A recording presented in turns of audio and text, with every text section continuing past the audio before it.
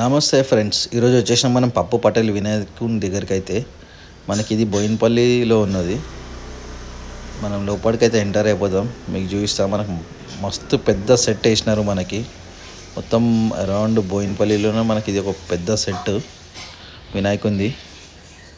ఇదంతా ఎంట్రన్స్ మనకు మొత్తం గోల్డ్ ఫినిషింగ్ తోటి మొత్తం మనకి ఎంట్రన్స్ అయితే చూడొచ్చు. మనకి మెయిన్ అట్రాక్షన్ వచ్చేసి జూమర్లు డెకరేషన్ అయితే.